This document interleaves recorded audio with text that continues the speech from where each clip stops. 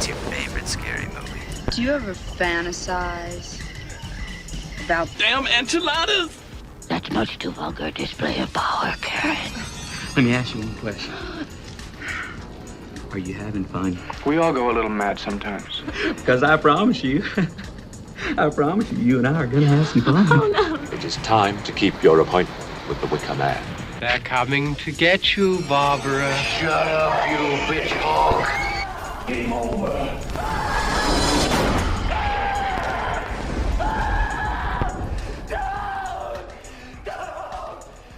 Oh boy, it's been a hot minute. How does this all work again? But welcome back to the Dreadcast, one and all. That was nice. That was a bit jazzy.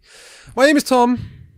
This is there's the hand for the video people. Look at that, it spreads all the way. My name is Tom. This is Nick, and we don't technically review horror movies on this channel. We discuss them. Discussions. You're premature. I know that's unfortunate, but we'll try it again. We don't necessarily review horror movies on this show, but what we do really is an in-depth Premature. discussion where we'll most likely get facts wrong. Co-host is never premature. He never arrives early or late. Exactly as he means to. Well, you didn't. I wanted to arrive at that time. If you enjoyed this episode, do head on back to some of the past episodes and check out some. It's a great thing to say at the start. We've only just chatted absolute bollocks. I also got it wrong. I'm going to read from the script because it's been so long. If you enjoy this episode, if you've been affected please by do head. If you've been affected by anything we've spoken about or the way we've talked or just our voices in general, please do call Childline. Yeah. So, the RSPCA. They'll know Raw what Society to for do. Protection of Cruelty to Assholes. But head on back through all major audio streaming platforms just by searching the Dreadcast, and you can find all our past episodes there, and on YouTube channel if you're watching the video version of this episode. If so, hello. Dude, I like your t-shirt. I'm about to get onto the t-shirt. For anyone watching it on the video version of this episode, currently wearing it's called a Deathmatch. I'm going to stand up for this. It's Deathmatch in Hell. That's probably going to get censored. I like the idea that you could have just taken a photo of it and then put it on the screen. I can do that as well. Deathmatch in Hell. It's from a small bar in Tokyo where it's probably about 3 times the size of this room, the bar. You could fit maybe 10 people in it. Okay. It's in a fire hazard. It's in an area called Golden Guy where there's about 100 to 200 little bars around that size, all different themes. And this one was horror themed. And I was determined to find it, and he had just horror posters everywhere. It was like red lit everywhere, just red. 2 TVs, one playing Brain Dead, one playing Basket Case, and he had shirts on offer. And I need one. And it's cool. It is, It's cool. Yeah. Tokyo, Shinjuku, Golden Guy. Big boobs. They're covered up. It's very tank girly, actually. But It's a really interesting design. It's lovely artwork. yeah, it's really nice. But Also, the guy on the head at the bottom looks a bit like me. he does a bit. Yeah, I'll put that With up. my old glasses. Yeah, we'll put that up. Put that right there for you so you can see. Probably misses his old glasses. Speaking of Hey, my shirt's pretty cool. It's the Young Bucks. You know, you like wrestling. And that's enough about my shirt. he did that intentionally just to get the one reference in, didn't you? There'll be more. No, there won't be. There'll be one. I'll cut them out. I'm thinking it might be in the film. I'll find a way. I you will find a way. Speaking of the glorious land of Japan, I was away for the month of April. Wonderful trip, absolutely wonderful trip. Plan to go back in the near future. But in the meantime, while I was out there, I had planned to release our Swarm, our plague upon you all. No, it was our latest episodes from the Dreadcast on us ranking all the traps from the Saw franchise. Yep. Most of the episodes came out. The last 2, unfortunately, took a bit more editing, a bit more time, so they released middle of May. The problem is, the one thing I've learned from what our venture is that was hard work. That was really hard work, and I'm talking just from the recording purposes because you did all the heavy lifting, and I greatly appreciate it, especially for the last 2 episodes. You did all the editing. I watched all the films. Yeah, but I still shouldn't be sitting here going, oh, what one was that again? What? Who got caught in the bear? Which bear trap is this? See, I think that when we eventually do the ranking of the Final Destination kills, that'll be a lot easier because Yes. I think they're more memorable. Yeah, and there's not as many. There is a new one. What was Bloodlines 5 or 6? I think it's 6, right? Bloodlines is 6. So 6 films compared to You've got 1, 10. 2, 3, 4, the Final Destination, yes, and then I'll be honest. Well, whilst you were away and before we've come back to do this recording, I have been to the cinema and watched 4 horror movies. Mm-hmm. Death of a Unicorn, Until Dawn, Sinners, and Final Destination. Bloodline, Yep. A mixed bag. Mm-hmm. I mean, I enjoyed Death of a Unicorn. Of course, that's a U but film. It's the lowest of the 4. Yeah, that's a U film all over. Sinners and Final Destination I do plan to see, but I got you a Sinners poster and forgot to bring it with me today. It's a really nice poster design. It's black on red. Oh, well, that must mean the film's incredible then. But also the way it's kind of framed. Or is it red on black? It's red on black, you're right. The way it's designed looks a bit like a crucifix. Oh, nice, At okay. least that's what I saw in it. Yeah. A friend was like, I don't see a crucifix. I saw a cross, they didn't. So it's kind of, it's a Rorschach test poster.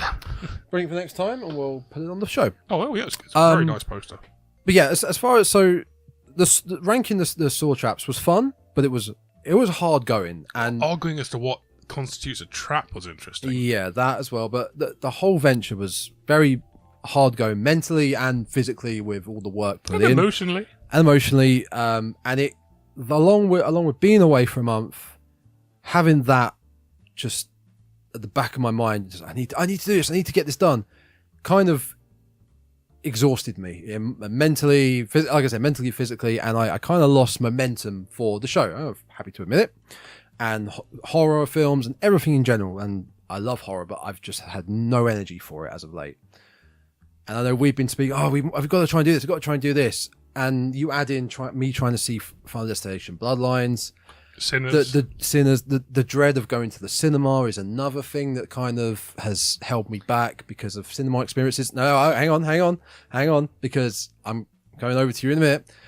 And then you sent me the screenshot of the Prince Charles Cinema review. Yeah. And that just upped my anxiety of going to the cinema. As amazing as that review is, oh yeah, how dumb it was. I was like, I can't do it. I need to go to a cinema at midnight where there's maybe one person sitting over there that can enjoy the film with me. I can't go otherwise. So it's taken a while to come back, but I'm hoping after today, maybe another few episodes, we get back into the swing of things. And so I saw Sinners. Really would have been kind of peak time, like about 8 o'clock in the evening. Packed screening. Day of the week? I think it was a Friday. So basically one of the worst days of the week, one of the worst times, and it was its first week of being out. I currently want to go cry now after you saying that. It was really good. Because it's a very musical film, it's a lot of sound, so if anyone is talking, it's going to get drowned out. But when it gets really quiet, people shut the fuck up. It's great. How many phones did you see? None. Ah. I wasn't looking for them either, that probably helped. But then I saw Final Destination Bloodlines at, I think, about 10:30 in the morning on the first day it was released. Yeah, I think I remember you sending me a picture of you going, the ticket or whatnot. So basically, middle of the week, it wasn't like school holidays or anything, just I wasn't working. So middle of the week, Tuesday or Wednesday, first screening, was about half full. And a little bit more chatting, but people shut up when they needed to shut up. Yeah. I still enjoyed it. I've noticed that when we were trying to find screenings for Final Destination, but either it being late or Sunday morning or towards the end of its run, they're still full. It has made its money. Definitely. I was asked to leave the house for a little bit. So I was asked to leave the cinema. Actually, my sister wanted to have the evening to herself, so she said, can you just go out for the evening? I thought, okay, fine. Yeah. I thought, you know what, I will happily re-watch Sinners or Bloodlines. Packed. That's great. This is a Wednesday afternoon. That is great. So I ended up seeing the football at the pub. So I was happy with that. It's great for their the money that they'll be making. It's great for cinemas. Well, Sinners is a brand new IP. Yeah. With a really good marketing behind it, and it's made bank. Yeah, it has, and thankfully he's not going to make a sequel. A sequel would make no sense after you watch the film. Yes, but Hollywood that doesn't matter in Hollywood. Bloodlines is basically coming back to an existing IP that's not had a film for a long time. Yeah. He's fucking smashed it. Yeah, yeah. I mean, not just financially. I'm talking. I think it's the second best of the whole franchise after number 2. I think 2 is the best. I agree. I believe 2 is the best as well. I think Bloodlines is the second best. I've heard very similar sentiment across the board. I also think it's got the best kill in the entire series. Okay, all right. Because until there, I thought my favourite kill was from 3, and it's the sunbeds. For me, the sunbeds is one of my favourites because of the transition shot towards everything the about death, it. The setup is good, but then you're right, when they goes from the sunbeds to the coffins, it's beautiful. Flawless, beautiful look. I agree.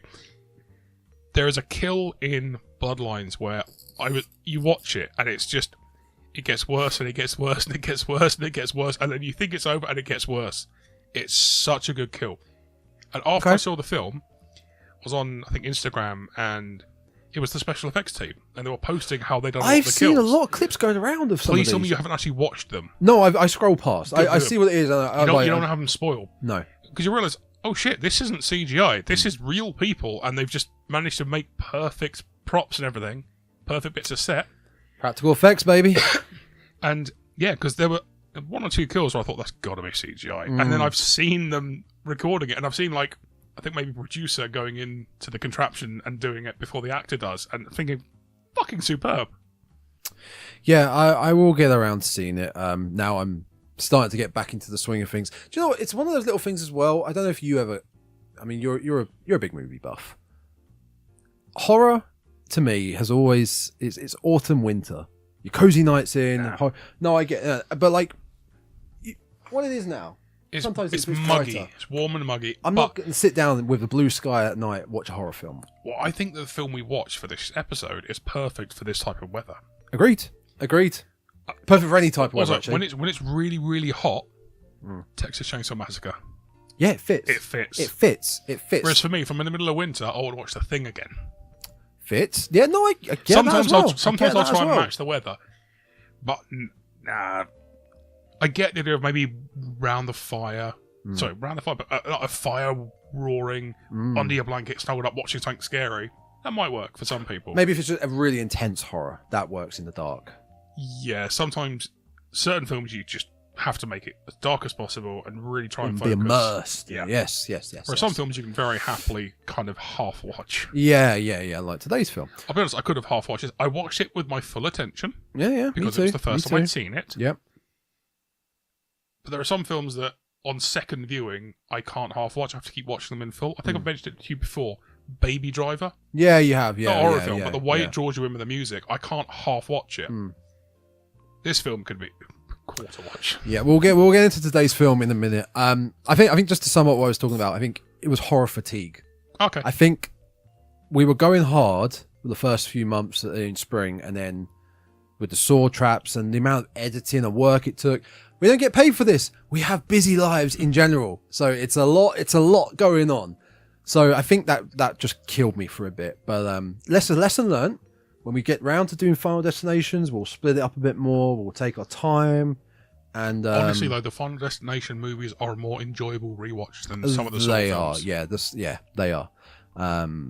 I think a reason for that, especially 1, 2, maybe just 1 and 2, they're from that era when we were growing up as teens. I mean, you're a little bit older than me, but for teen, like Final Destination 1 and 2 specifically. Yeah. Saw traps don't really have that sort of memory for me. I remember the first time I saw 2. I was at a friend of a friend's house. I didn't know the guy, but was like, "Oh, we're going to watch Final Destination 2. Do you want to come and see?" I was like, "Yeah, sure." Rented it from the local Choices video store. We didn't have Choices. Basically, I used to work at Choices. Down a few years later, I started working at this Choices. It was like a knockoff Blockbuster UK. Oh, there were many knockoff Blockbusters. I remember we all sat in the living room watching it, and the guy whose house it was had seen it, and no one else had. And I made one prediction partway through the film, and it was like, "You've seen this before, haven't you?" I was like, "No." It was when I can't remember the character's names. No, that's right. When the stoner stops the kid getting hit by the truck, pulls him back. I was like, "Oh, that kid should die because he's been saved by someone who shouldn't be alive." And he was like, "You've seen this before, haven't you?" And of course, he dies in the kind of credit scene. Yeah. Sorry.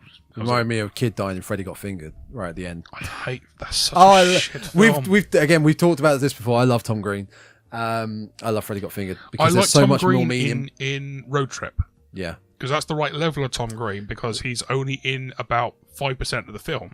but there's so much more of a hidden meaning behind Freddy Got Fingered than just what it is. Which I'm not going to get into. We'll talk about it off camera. It's fine. We won't. I had some more notes. I just wanted to get out of the way before. Well, basically, what happened was Tom was talking that we need to do a recording, which we do. This is now, and he told me pick an 80s movie, and we'll just do that. And a day later, I was kind of like, just tell me what to watch. I forgot it started with that. Yeah, Tom sent me a list on his phone of I think maybe 16 or 17 films. Just some random films. Yeah, and I was like, okay, I've seen one of them already, which was The People Under the Stairs. Yep. In the walls. Which is really The People in the Walls, yeah. Which is great. And then I thought, okay, what I'll do is I'm going to look at the Wikipedia articles for all of these films and then pick one. Yeah. The first film on the list was Motel Hell. Yeah. And the first thing I saw was starring Rory Calhoun. Rory Calhoun. And He was always standing up. Standing and walking. Standing so and at that walking. point, I was like, okay, I don't look at any of the rest of them. We're going to do Motel Hell because of a Simpsons joke from 20 years ago.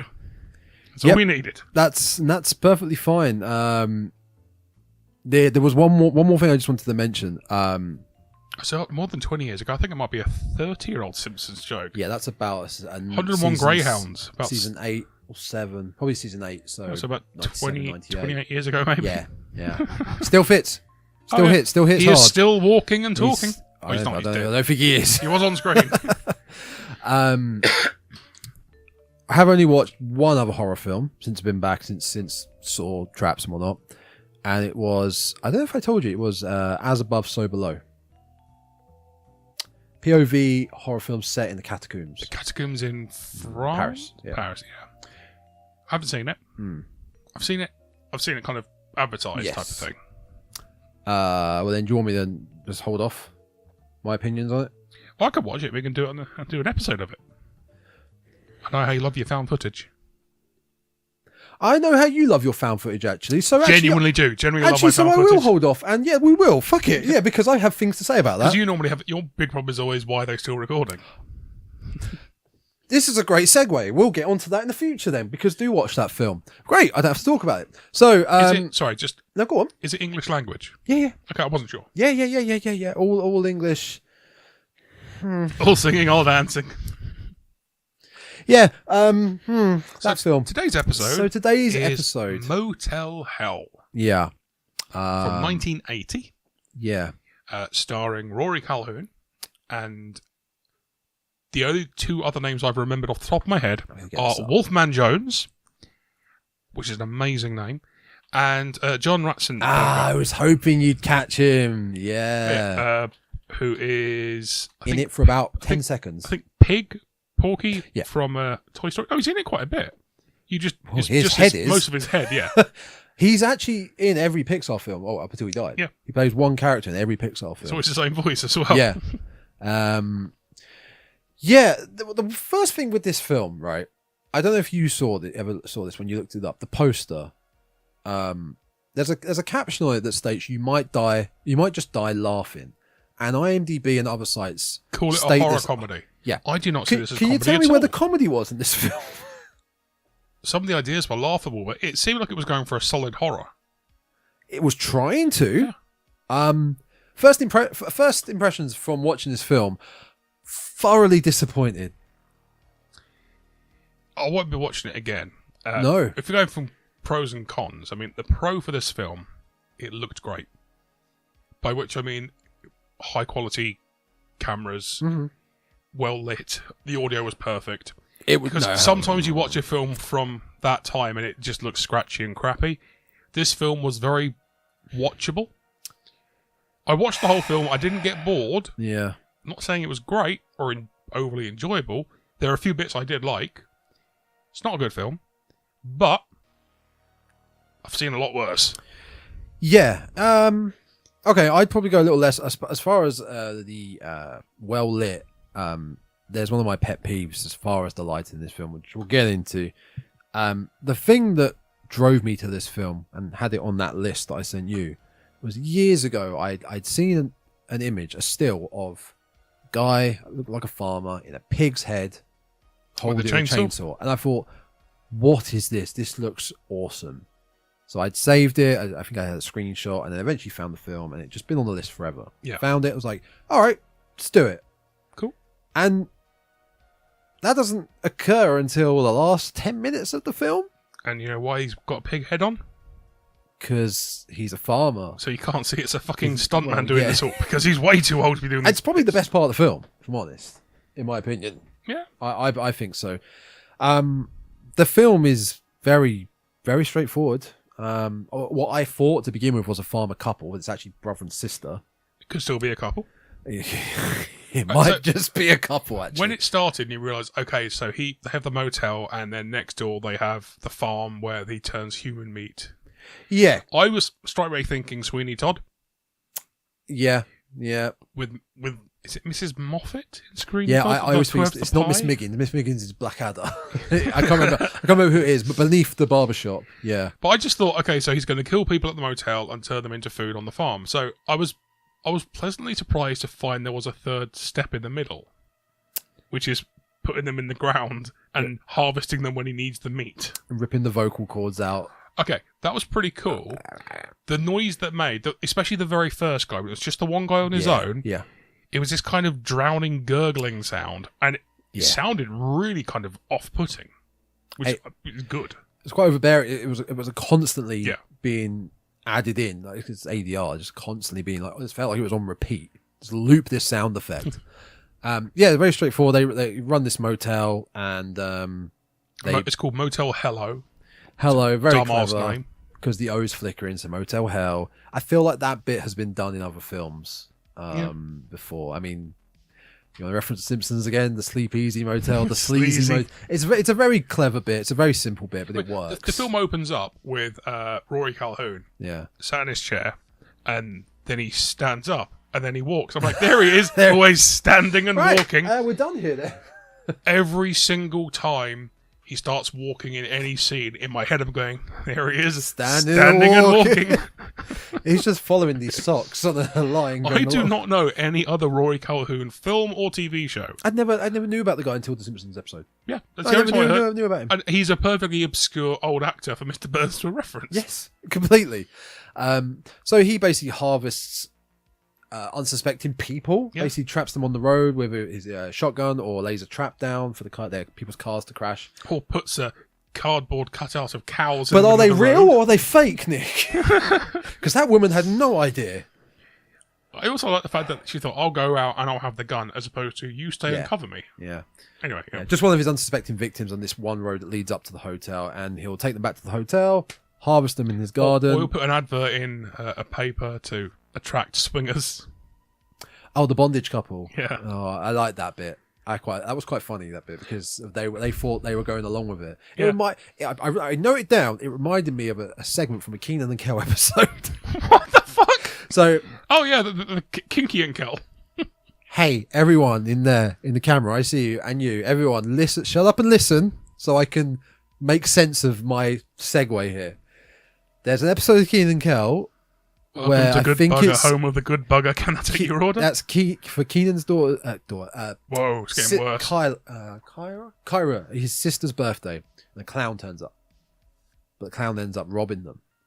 But in the process, they're so excited by the clown that the clown's like, bit of string, and they're like, "Oh, you're gonna tie us up? Oh, we're gonna do some magic tricks." And he's like, "We're actually tied up." Okay. Shit, and he robs them, and it reminded me of that where they fought. Rory Calhoun, Vincent and Ida, brother and sister, were playing along with them. They thought they were playing along with the bondage couple. Oh, they're going to get tied up. Oh, it's getting kinky here. And they were like, oh, sure. Oh, that doesn't smell like any laughing gas I've. No, it's a new kind. I was a bit. You notice certain things like, what's it? Daddario, Alyssa Daddario, is that her name? Famous actress. Oh, Beautiful Eyes. Yeah, I think she was in one of the Texas Chainsaw. She was an awful one. She's the one that throws the chainsaw to Leatherface. Says, "Do your thing, cuz." Okay, so there's a scene there where she's tied, hands are tied above her head, and she's got like duct tape across her mouth. The duct tape is clearly not proper duct tape, so it's all the edges are off her face. And you look at that and all you think is, okay, this isn't realistic gag, if you know what I mean. Yeah. So watching this one with the swinger couple and Ida's wrapping the rope around his legs, and then you can see there is a gap between his legs and the rope. Yes. It's not pulled. It just makes you think, oh, they've really half-assed this.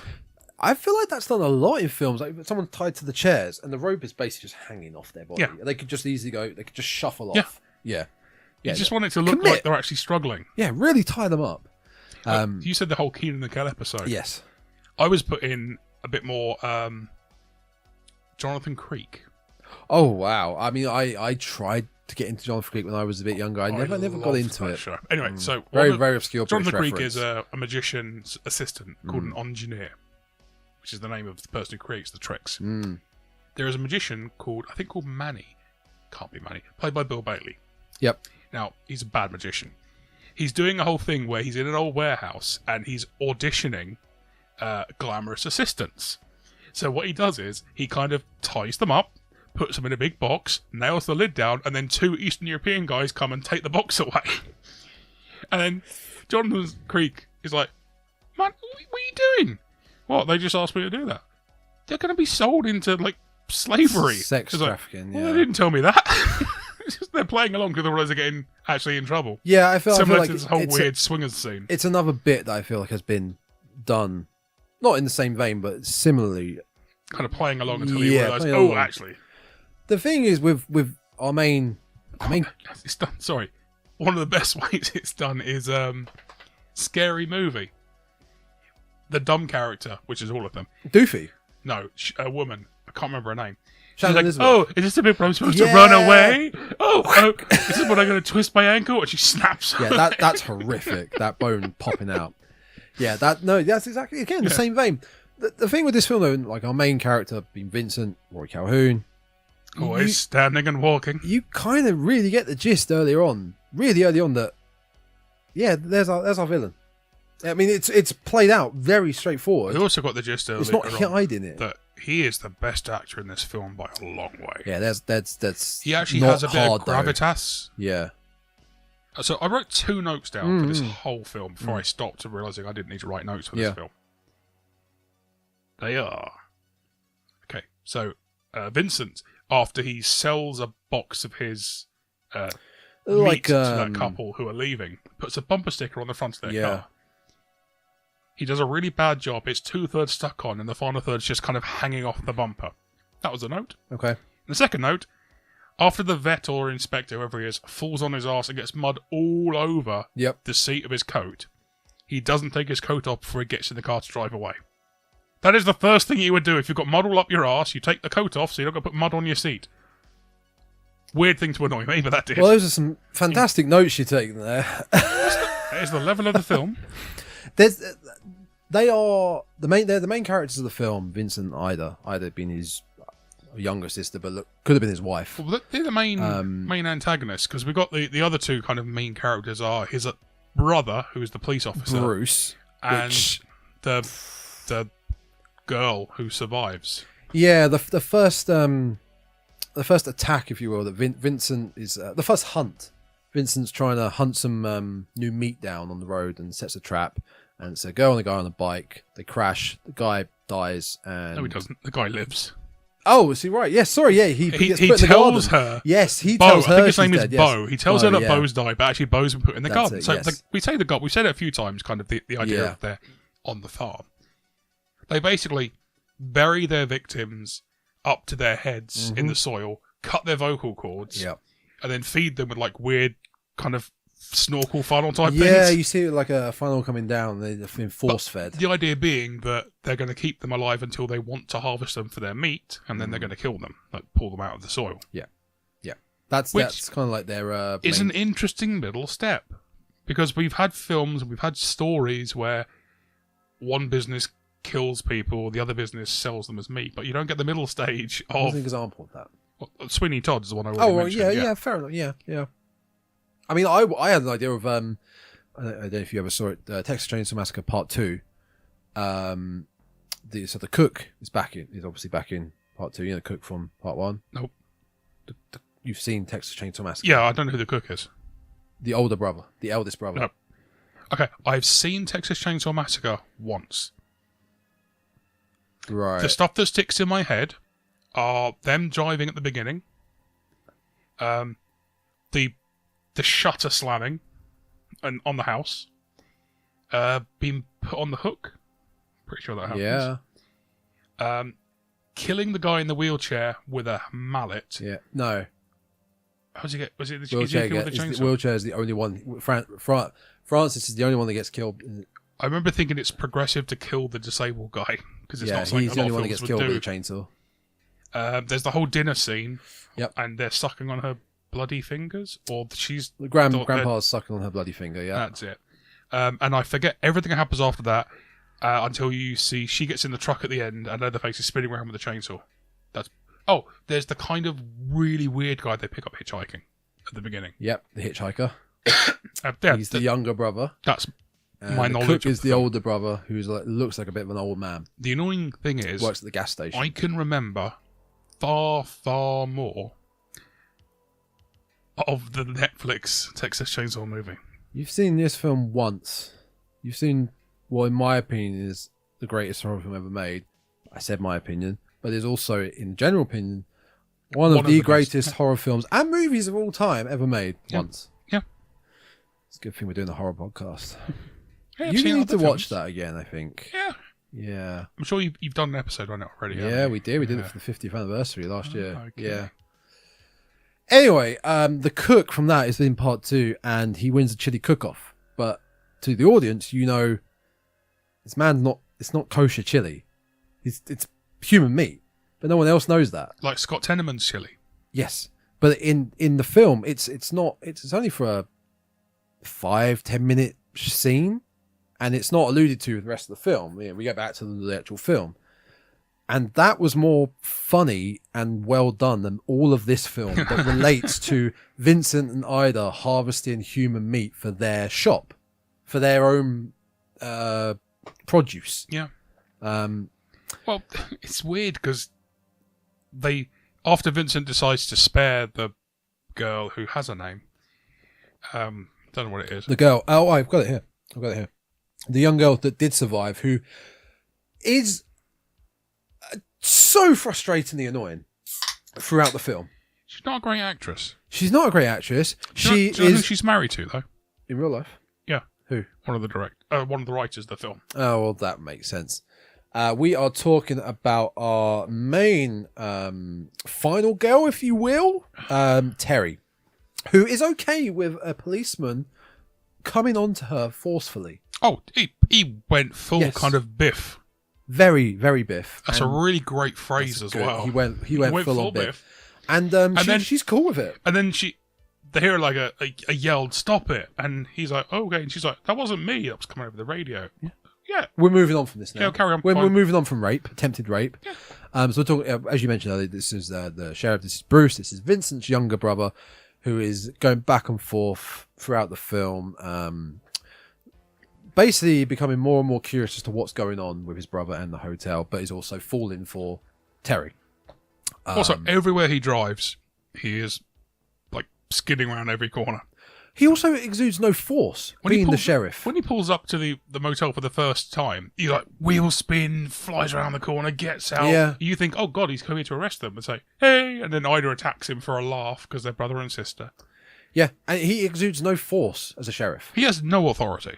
There's a part where they're four of them having a picnic, and Ida's about to tell Terry like their secret meat recipe, and Fizz just gut punches her. Yeah. And Bruce is like, oh, I don't know about this. It doesn't do anything. But there's a bit where Ida tries to drown her in the lake.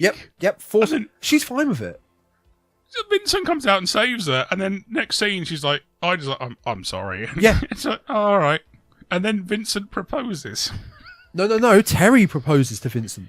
Terry's obsessed with Vincent. Terry comes on to him. Vincent's like, no, we have to wait till we're married. She's like, oh, are you asking me to marry you then? Okay. I'll be honest, but as we were talking about, her character arc has more going on than Vincent or Ida's throughout the whole film. Her character arc is basically... It's insane. It starts off being kind of Survivor and then ends up almost being Stockholm Stockholm. Syndrome. There we go. Ultimate Stockholm Syndrome, yeah. But she's not aware. Stockholm Syndrome would be being aware that you have a captive. Yeah. You're the captive, a captor. Yeah, you have a captor. Yeah, she's not aware of it. She's been looked after in this film, in this motel. She's been looked at by Vincent whilst Ida tries to kill her on multiple occasions. Oh, it's fine. It's fine. It's fine. But she's very annoying. Ida. Or No, Terry. Terry, yeah. Terry. Ida's not bad. The actress playing Ida really does a good job of being the kind of creepy, bigger woman. I mean, they both do as a Midwest Couple. hit Even though they're not a farmer. couple. Yeah. They do. They do a good job of that. But they really do come across as a couple. They really do. It took me about half the way of the film. Oh, sorry, did I miss them saying brother and sister? I've been thinking they were being a couple this whole time. You were distracted by all that walking and talking that Vincent was doing. Do you know what I was distracted by? I was distracted by one thing I hate in horror films and films in general is day for night and them overlighting nighttime shots with smoke machines plowing through the backdrop. It's ridiculous. And the only other film I remember that really pissed me off with that, which I love, is The Blob. The Blob does that aggressively. Original McQueen or the 80s? The 80s one. It does that aggressively. It's a good film, though. It's an incredible film.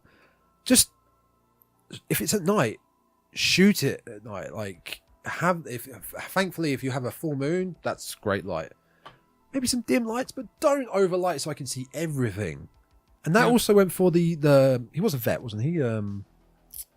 He's a vet or an inspector. Yeah. He turns up twice. At the beginning, where he falls over. On his ass, gets all muddy. And then he climbs over the fence. To see what he thinks there's something wrong. And when he's in their garden, he has a torch out. And the light's doing nothing because the shot is so fucking well lit. You can see everything. And that bothers me so much. And there is some day for night shots in this film. The weird thing here is, I didn't pick up on that. I did not pick up on that. You didn't pick up on the smoke rolling in. Oh no, I saw the smoke all the time. I didn't pick up on the overlit, which is weird, because normally I do.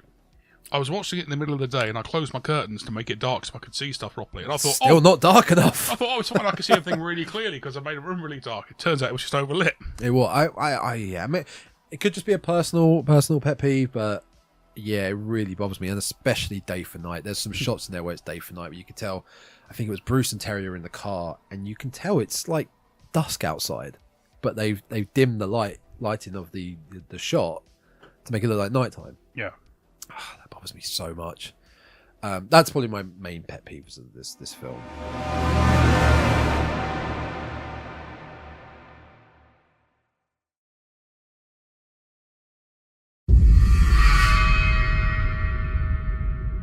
The film itself is very basic. Yeah. We can actually use this as another Simpsons one. Ooh. There's very little meat to this film.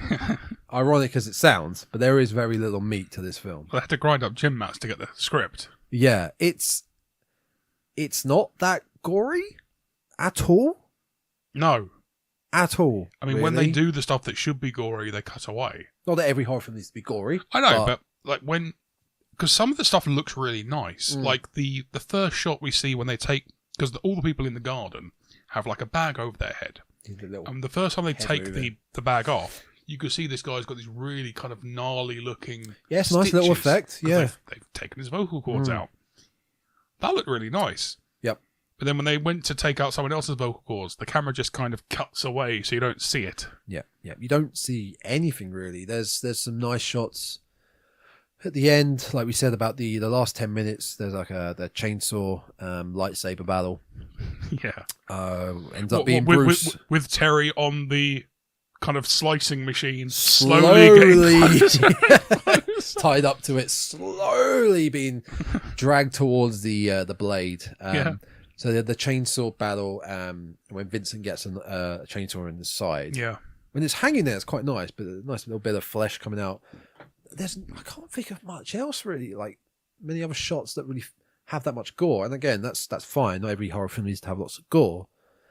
But with the context of this film, would have been nice to have a bit more gore, a bit more chopping up, a bit more... I was also a little bit confused because it was Farmer Vincent's dried cured meats. So to me, that's telling me jerky. Oh, the branding of his... So he's gone doing jerky. Yeah.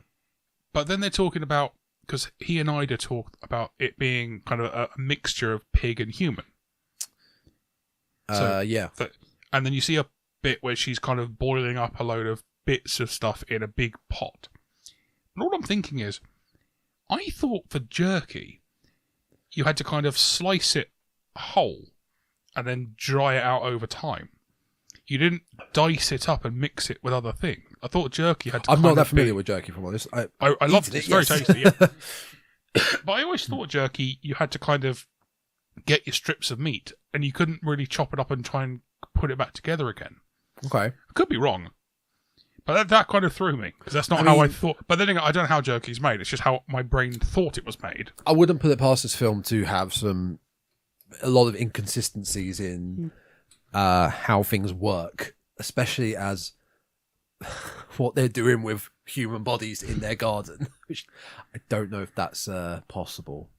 Because he also tries to hypnotize them at one point. You could definitely bury people up to their heads. Yeah. That's possible. Yeah. You could definitely feed them through kind of weird snorkel funnels. You're going to have a lot of other issues, though. A lot of other issues, yes. They're going to be fertilising the ground around them quite a lot. Yep, they will be, yeah. Their muscles will atrophy, because they won't be able to move. The whole hypnotising thing is weird. Yeah. But it is a thing from certain weird kind of, not so much cultures, but parts of the world where they try and put an animal into a trance before you kill it, and it means they don't tense up as much and the meat is nicer or something. I can't remember exactly how it works. But for them, it's just fucking weird because they put nooses around their necks and drag them out the ground. Yeah. Wait, they drag them till their necks snap. Yeah, they literally. That was a nice snap. Yeah, yeah. And then pull the bodies out. They're very Vincent and Ida. They're with everything they do in this film. They're very nonchalant, like it's like it's a normal thing, a normal way of life. Everything they're doing. He's just treating them like normal livestock. What's the problem with what we're doing? This is perfectly normal. Which then, when you see a character like that in a horror film, it's like, oh, you're really fucking lost. You are gone. There's nothing up there anymore. If you believe this is normal and everyday life, that's a nice touch in horror because, I mean, not. The wiki article states this is a satirical film like in the vein of Psycho and Texas Chainsaw. Norman Bates was clearly not there in Psycho. Psycho 2, different. Psycho 2, amazing film. I've never seen Psycho 2. Psycho 2 is probably one of, if not one of the best horror sequels ever made. Wow, because I love Psycho. Psycho 2 is incredible. I would highly recommend it. But 22 years after the first film. Oh, all right. With Anthony Perkins, yes. Yeah, it's great. So I'm guessing if it's that long down the line, maybe he's been released or something because they served his time or they think he's rehabilitated. That's exactly it. And it's fucking great. Did you go back to the Bates Motel? Yep. Just reopen. So yeah, okay. It's brilliant. It is so good. Interesting. Can't recommend it anymore. I mean, best horror sequels is an entire episode on its own. Yeah. Just talk. Oh, there we go. I would happily chat with you about my talk about favourite horror sequels. Yeah, we'll go back and forth. But we'll leave that for another time. What else have I wrote down about this mess of a film? So when we first get introduced to Bruce, his younger brother / sheriff, who ends up at the farm, they're talking about, I've got the girl from the accident in the road. And he says, Bo, the guy who he states is dead. Oh, yeah, he died. Yeah. Oh, yeah, buried him over there. It's like he feels he has the right to do whatever he wants with the body, and Bruce is just like, okay, that's a criminal. That's an investigation. That's a body. It needs to go to the hospital, to the morgue, to the autopsy, right? Yeah. And we just move on. Like it's nothing. Some of this stuff baffled me in this film. But I don't know if that's because it's meant to come across as a comedy and we're meant to just think, oh my God, this is so silly. Like, I couldn't get that. There's not enough comedy. There's very little comedy in these yoga mans. The only comedy character really feels like Bruce. He's the one doing the kind of... Yeah, he's very goofy. Yeah. Very goofy, very silly, yeah. Maybe Ida to a stretch. I said that the best actor by a mile was the guy who was always standing and walking. Wolfman Jones. Who's Wolfman Jones? Which one's... Okay, he played the preacher you keep seeing on the TV. Oh my god, the preacher! Oh my god, he's incredible. He feels like he should be in a different film. He's too good for this film. He's not really any importance to this No, film. no, he is zero to do with the plot. Yeah. He is what Vincent and Ida watch on TV. They watch this proper old school Southern preacher telling you, "Oh, you're going to hell. Give me money. Give me money. Send me some money for I need my jet." In the opening credits, I think his name's Wolfman Jones. Wolfman something. I think it's Jones. Incredible name.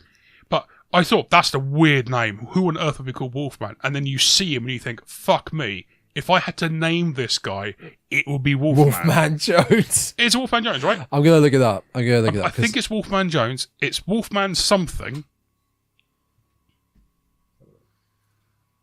And he looks like the Wolfman from the old films. Is it Wolfman Jones? Even better. It's Wolfman Jack. Wolfman Jack! But click on him, look at his picture. Yeah, he looks like... He looks like from the Munsters. Yeah. All grown up. Yeah, he does. Motel Hell. But Sergeant Pepper's. He has a great voice. His voice is like a bit gravelly, a bit gravitas. He was too good for the film. And he was only in it for a collective 5 minutes? Less than Less that. than Less three, than yeah, that. yeah. He's in the background providing noise at times. You only see him on screen a couple of times. He's on TV for a infomercial, and then he's actually in a shot in real life. In the outside, well, he's talking to someone. He's maybe talking to Bruce. Or, I can't remember. Or Vincent. No, you're right. No, he's talking to Bruce. Yeah. He gets a porn mag, doesn't he? Yeah, because Vincent's getting married to her. That's it, yeah. And he's giving Bruce some information, and then he's like, "Is that a gentleman's magazine I see?" Yeah, jazz mag. He doesn't call it a jazz mag. Bruce is like, "Oh, I confiscated it from some kids." And then the priest takes it off him. Yeah, Wolfman Jack was really good. Yeah, that's a great name. Just to say, we may be we're still a bit rusty with this whole Dreadcast thing. Maybe a bit everywhere with this film, but the film is very, very straightforward in a way, really. Yeah. We get a lot of side characters that kind of come and go, which become their victims. They rock up and they're really gone very do. quickly. Yeah, it's look, the two girls driving in the car. The cows stop them. One of them gets gassed. The other one drives off, gets chased by a truck, and ends up being pushed into a river. We go. I wrote here: woman can't decipher if cow is real or not. You mean that big googly eyes? That cardboard cow that hasn't moved? Yeah. What else have I got written down here? Sheriff Bruce is a rapist, and it's okay apparently. And then Terry eventually says thanks, and that she had a real good time? Question mark? Question mark? Question mark? Keep in mind, this is the police, the sheriff. The only what police they're officer doing we is see. They are stealing from the drive-in movie because they've not paid to get in. They're on a big hill far away. They're using binoculars to see the screen, and he has radioed through to the drive-in, and they're putting the sound over his radio. Nick, yep. What is that movie called? No idea. Monster That Challenged the World. That's a great name for a film. I noted that down as soon as I heard what they said. But yeah, 2 binoculars and audio. What a shit way to watch a film. It's just that he gets there and there's loads of other cars on the hill watching it. And so he puts the police lights on to scare them all away. Yeah. Hands her a pair of binoculars to look at the screen. She's like, "Oh, wow, I can see it. But what are you going to do?" And then he just pulls another pair down and she laughs. And then he gets rapey. But, you know. And it's fine. Don't worry. It's fine. Don't worry about it. It's fine. Got some old Calvin Harris there. It was acceptable in the 80s, apparently. The 2 women that are struggling with real or fake cows, the one that gets out to check if they're real or not. And by the way, these cows are they are giant distraction. cardboard cutouts designed to make you stop your car so he can attack you. So he can attack you, bring you back, grow you in the ground, harvest your meat, and rinse and repeat. Grow you in the ground. Yes, I said it. One of the women gets she gets attacked by Vincent. The other woman drives off, as you said about the radio. Do you see how that chase ends? He pushes her into a lake. Barely. He She then drives just sort off. of slowly veers to the lake, and there's a shot of her sort of it's like she passes out at the wheel. So it just goes, and then just Also, at one point, slowly they veers to go the around a corner and she kind of throws herself across onto the other seat, that's what I like mean. they're going really Yes. quickly. But actually, it's like, what? That's what I'm saying. They weren't going quick at all. They forgot to speed up the footage. Yeah. Day for Night Shot's got that. Yeah, that's all good. What else do we get? I mean, yeah. Now, I hate that I think I know the answer. I'm going to get to this question. Have you seen Creepshow? No. I think it might have been on your list, actually. God. Everyone you see that social media for Nick, that social media tag. Go there and have a go at him. Creepshow. It's a George A. Romero classic. With stories from Stephen King. Oh, okay. Oh, it's an anthology film. Yes. This feels like it should have been a Creepshow film. Give me the first one in the anthology. The first one, it's called Father's Day. What happens, roughly? Oh god, I can't remember the exact story, but it's a dad on Father's Day that wants his cake. It's got Woody Harrelson in it. Okay, I've not hair. seen it. It's I was got- trying to think if I've seen it, but no, I haven't. It's got Stephen King's in one of them where he finds a meteor that crashes, and it's got this sort of fungus that latches to him, and it just grows and grows and grows on him like grass, all on him like moss. And he ends up killing himself at the end. Spoiler. They're great though. They're great shorts.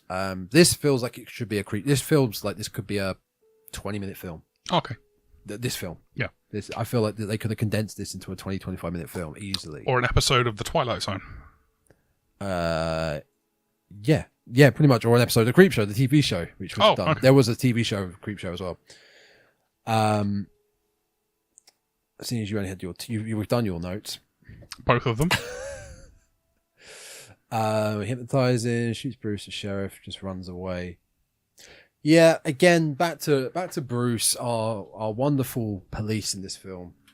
The point towards, I guess, the final act where Bruce is trying to lure Terry away when he discovers that they're getting married randomly. Yeah. It's not random. It's because she loves Vincent. Sorry, I'm so sorry. Vincent's had enough and whips out the shotgun, aims it at Bruce, and is basically forcing him to get the hell out. Yep. Shoots at Bruce when he's in his car. Bruce drives off. No, he shoots the wall first. After Bruce goes out the door, he shoots his own wall. Oh, yeah, I thought he shot the car. But even so, he's shooting at the sheriff, nonetheless. But siblings squabble and fight and shoot each other. He basically ran away. What sort of policing is in this I don't know, county? Does they have a state where they are? I would have said Midwest or the South. I think it feels south. Yeah, where no one else is around. Yeah. Oh dear. Yeah, this film is bizarre. Terry is now falling for Vincent after Ida tried to pull her under the lake, like you said. Yep. Oh, yeah, the horny couple, time bondage. They were a little bit of levity in the film. Bit of funniness, bit of silliness. Who? The bondage couple, yeah. Yeah, I quite like them, especially when they're introduced as well, because he's just gone straight in and picked up the meat and He is just proper horny. yeah, and just wants to get so in. happy. Yeah, he's very toothy man. I also love that when we see them in their bedroom, he is immediately kind of on his knees. She's putting a leash on him. Okay, fair enough. Oh, he's the sub. Oh, very much He's so. the sub here, and that's what's funny. Do you know what? There's your comedy. She's very switchy. What do you mean? She's switch. She's not sub or dom. She switches because she's sub over him. So she's dom over him, but she subs for Vincent. Yes, when they come into yeah. I'll be You're honest. This is right. not where I expected this conversation to go on this podcast. Oh, let's just keep talking about it, shall we? Yeah, he's got a bra on over a vest. The thing is, he has this kind of bra on. Yeah, and she's asking him, "Oh, have you shaved your chest yet?" And he starts shaving it over the bra. yeah. And really loves the oil as well. Oh yeah, no, she covers him in oil. Yeah. Before. Oh yeah. I was about to say before Vincent and Ida come in, but we don't know because they kind of just look. Oh, there's somebody They're just there. Yeah. It could have been Yeah, the they're whole just time. Maybe Hey, this couple were very sex positive before they were were? turned into meat. they were. Oh, something pissed me off. Something. Yeah. One thing. Yeah. So they've pulled the three guys out of the ground to make jerky for their wedding. Mm. And it loosens the soil and the other guys escape. when they're kind of chasing after Ryder, they're moving very zombie. They're very zombie-like. Exact same thing. And there's sounds to it as well. Well, they've got no vocal cords. Oh, yes, but they're walking very stiff. Yeah. Very old school zombie. They're not dead, though. That's the thing. I think the argument is going to be, they've been stuck in the soil for so long, their muscles are weaker. Well, you or whatever. did mention that. It could happen, but I think I was trying to kind of set the scene. You're completely right, though, and I had that note as well. And then they bury Ida head first in the ground with her legs sticking out, which just was stupid. Again, goofy. It was just so they could, when she kicks her legs up, they go, oh. Yeah, it's not ha-ha comedy. It's goofy, silly. It's silly goofiness. It's not... The funniest bit was probably the bondage couple. Really? Yeah. Bit of light humour. Yeah. It's like they were the funniest bit. The bit with the most kind of... This actually feels like a horror movie was watching The Preacher on television.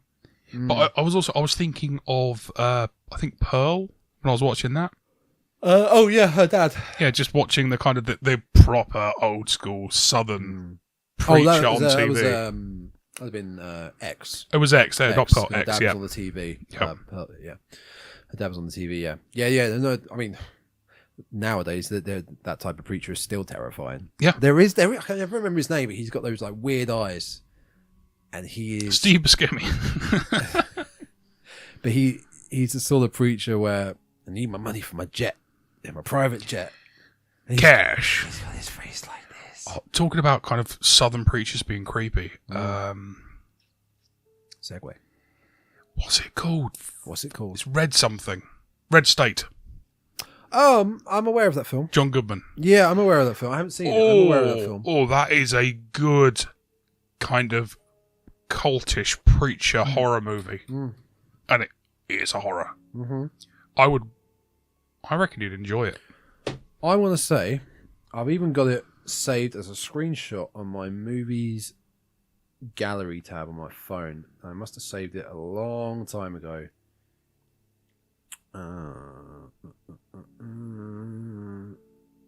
Because I sort of just, if I see a movie on Twitter or whatever, I'll just screenshot it. Yeah, smart. Here. Half of them I still need to get around to. Yeah, so I watched Red State. I think I watched it last year for one of my October movies, and it's one of the ones that really stayed in the memory. I've watched it again since. It's really well written. Yes, okay. But again, it's the kind of creepy southern preacher.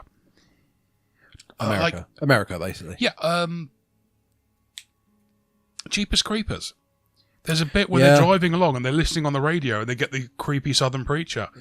It's a trope that is really still very effective.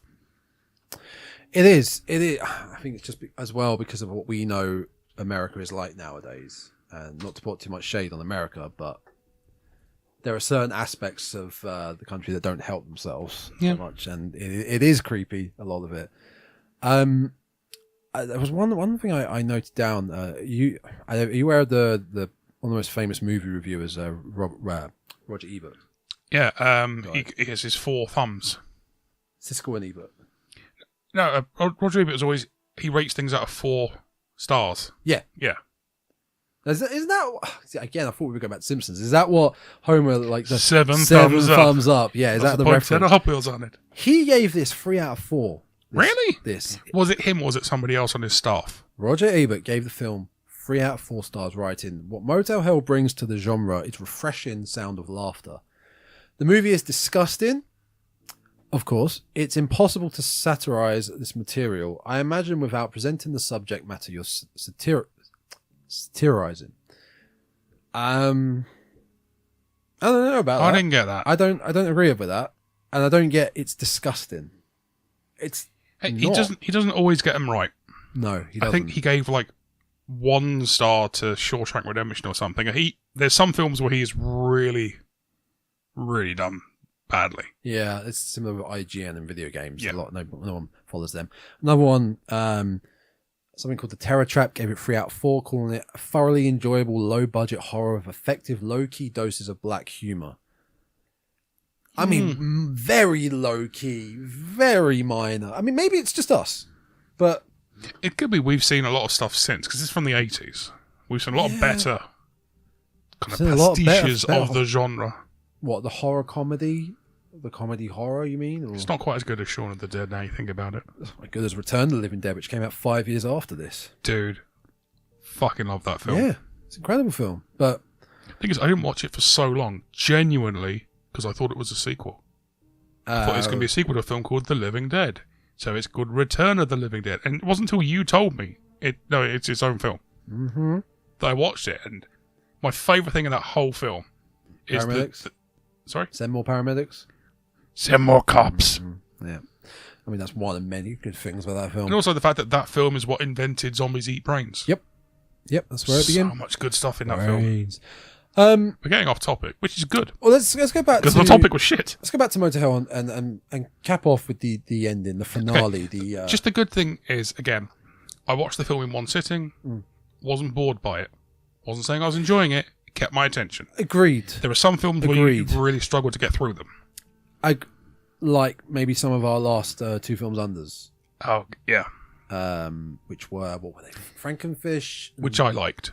And Snake King, which is a big pile of shite. Yeah, and what did we do before? What was the... that was the bad one. Before was 619 Evil. Oh, there's your other reference. and Beyond Evil. That was it. Yes, they were tough. Because Beyond Evil was actually boring me. Yeah, tough to sit through as one. Yeah. Yeah, no, I agree with this. It wasn't boring. I could sit through it. I was hooked all the way. I just wasn't enjoying it. I really feel that this film would have been an okay choice for a two films under. I thought that, but it felt like a two doing films it as its own film. Like we've done an entire episode on Revenge. Is it called Revenge? Oh, the film Revenge. Yeah. Yes. We did an entire episode on the Wreck quadrilogy. Yeah. We did an entire episode on other stuff, but then this film has got its own episode, and it really doesn't deserve it. There's a reason why it's only going about an hour. Yeah. Yeah, no, I completely agree. With both those points. It's a real to me, it's a real shame. Like I said, right at the beginning of the episode, my first impressions were hype for this film because a farmer with a pig's head on and a chainsaw, that's pretty 80s, pretty cool. Very 80s. Whereas I hadn't seen that. Image. So when it happened, I was like, oh, that's weird. And then my immediate thought was, it's so that the stuntman can do all this. Yeah, definitely. Easily. With your chains on the chainsaws not even moving. They're just sound effects going ching, ching, ching. It's a fun little fight at the end with the chainsaws. It goes a bit long. It does go on. And a few of the shots where like Vincent's nicked at Bruce a bit, there's no blood effects. It's just like a bit of cotton. That's it. The cotton. He hits him in the shirt, and then you can see it's like a dummy with the stuffing coming out. You see the stuffing coming out, whereas when Vincent gets hit, and you see the flesh coming out, it looks quite good. Yeah. As Vincent's dying breath, he leaves the farm to them. I leave you the motel and the secret garden. Yeah, it's it doesn't really end on a good. It doesn't really have a middle or end on a good note. Really, I couldn't even recommend it to people. I don't think. No, it's a one and done, and tuck it away back of the shelf and never watch it again. I mean, the only reason to watch this film would be to enjoy Wolfman Jack, to enjoy the fact that Rory Calhoun standing and walking is a solid actor. He's the best actor in the film, obviously, and to enjoy the bondage couple of scenes because they're just fun. Yeah, that's probably the highlights, if you will, of the film. Or actually, no, another highlight is very much the very realistic cows blocking the road, googly eyes. And actually, on a serious note, another highlight I thought right back to the beginning, the opening credits. Very simple, but as a design factor, they were all in the Motel Hello red and orange neon font. And I like that touch. They weren't just white Arial font in the middle of the screen. That they actually went with the theme. I quite like that. They put some effort in. They did. And then that was only at the beginning. Then they gave up for the rest of the film. Well, once he started walking and talking, they didn't need any more. Well, they don't need it. What more do you need from Rory Calhoun? Walking and talking. A nice little musical about vests and we're good to go. Yeah. What else was on that list I sent you?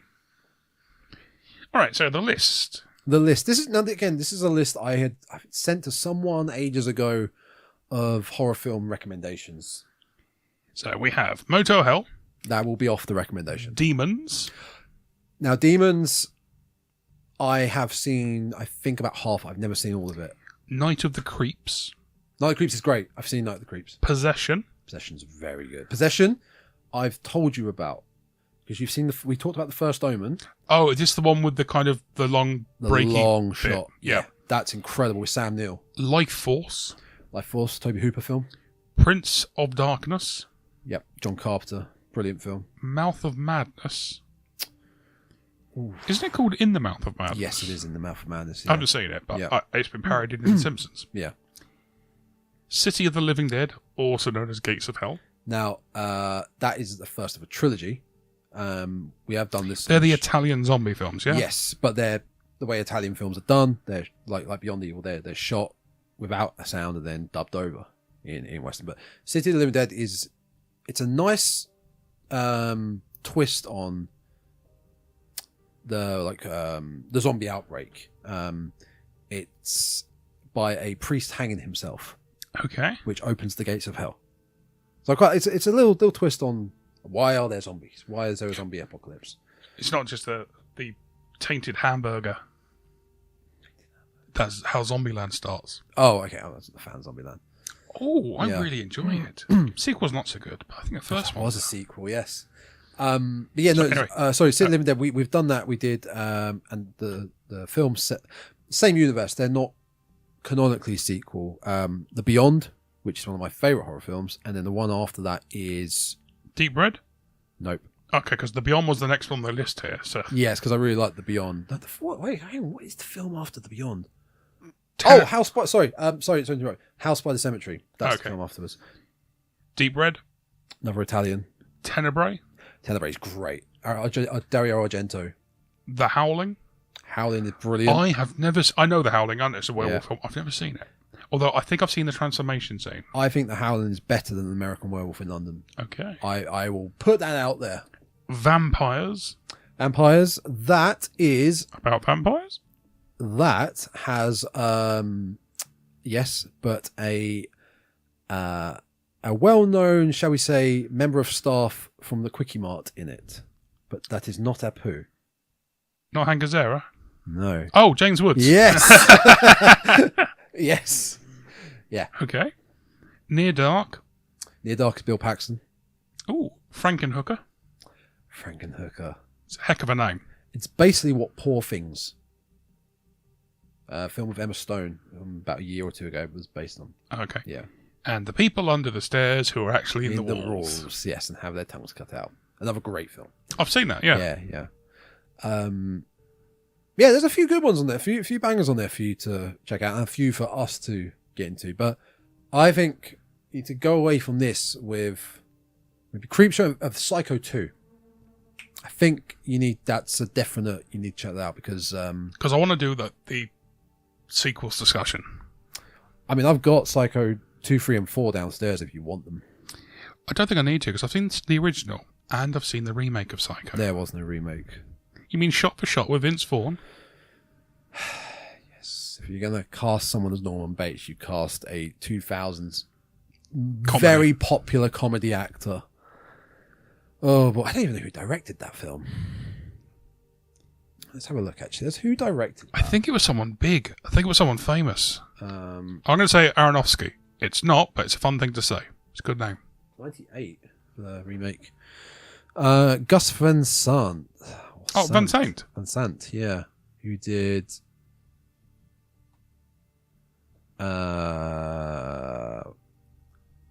nothing I'm aware of, right? Milk. I've seen that with Sean Penn. Oh, look, the Academy Award winner. Yeah. Elephant, Best of Bowie. Psycho. Good Will Hunting. Oh, okay. Never mind. He went from Quite a well-known film. Good Will Hunting in 97 to Psycho in 98. What a run. What a run. He's done a lot of music A videos. lot of music videos, yeah. Yeah. Oh, Psycho shampoo. What the fuck? Yeah, okay, Psycho 2, and we'll have a discussion in the future about sequels, because I think that'd be really good fun. Oh, yeah. Both come into it with we've just done our own research on sequels, and we go back and forth, just I've got shooting shit on sequels. I've got a list of sequels that I love, and a list of ones I fucking despise. So that's it, Motel Hell. Sequels, and then you've got to think of the worthy threequels. What's the worthy third film in a franchise? 3. It's the best third film in the horror franchise. I'm going to struggle to argue with that at all. I would because counter Exorcist 3 is fucking incredible. You told me to watch it. Yeah, you're right. It's got probably my favourite ever jump scare. It's got the best jump scare in horror ever. Yeah, and I will also put Return of the Living Dead Part 3 up there as well. Return of the Living Dead, because it's very different to 1 and 2. Okay, very different. But then, are there any worthwhile fourth films in a horror franchise? Oh, well, if you know any good fourth horror films in a franchise that are as equal to, we're talking about as equal to like the first or second? Yeah. On a good same level. Send it on in. Maybe a little bit worse, but not a drop off. Yeah, not a drop off. Not like your Scream 3 drop off from 1 and 2. Send it on into the thedreadcastpodcast@gmail.com and what's that? It's the address? thedreadcastpodcast@gmail.com, and we'll read it out and we'll bring you into the discussion about our sequels, prequels, and forequels. But anyway, that is Motel Hell. Yeah. I really don't think there was much more we could have discussed. I mean, the entire reason we watched the film was because Rory Calhoun and the joke from The Simpsons from the late 90s. Oh, he stood up and walked. That's the whole reason. Literally, we watched a film after done an episode on it. And it was the first on the list that I sent you as well, conveniently. Yeah. Rory Calhoun, that's a joke from The Simpsons. We'll watch this film. Yeah. We always walking and talking. One final note just before we get out of here. We do have 2 films in the works. Do you remember what our picks were? Because it was so long ago. 90s and vampires. You have it might be film, 2000s. Right? It might be 2000s and vampires. It's either 90s or 2000s. Oh, I've got a film. I can't remember its name. Okay. It's absolute dreck. Fine. Do you remember what decade it's from? I think it's 2000s. Then we'll just go with 2000s and vampires, and I will try and pick a film for that. Oh, wait a minute. Oh, I just put my phone on airplane mode, so I can't do any searching. It might be 90s.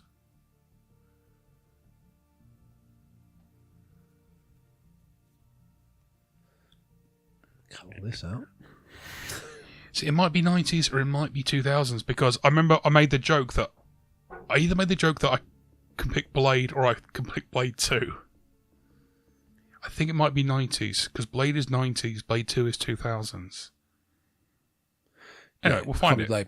So, yes, I would say then what's a good lineup for in the near future? We'll be looking into Psycho 2 leading into sequels. Have you done a Psycho 2 episode? No. So that's what I'm saying. We'll do Psycho 2 leading into sequels. Yep. We'll get into our new 2 films under, 2000s and Vampires. I think it's 2000s, yeah. We'll go with that. And eventually the Final Destination Kills. That's a good stuff to look into. Once you've seen Bloodlines. I'll work on it. We'll get into it. We'll get to that. So with hopefully the horror fatigue disappearing, I'm enjoying this. Great to have good discussions again. We'll hopefully be back in the near future. I will say one more thing. I think I told you. Episodes will not be as frequent. It's just so it doesn't become so overwhelming in life. Just so it doesn't feel like you have to make the episodes. Yes. Here we go. Yes. But we're back, baby.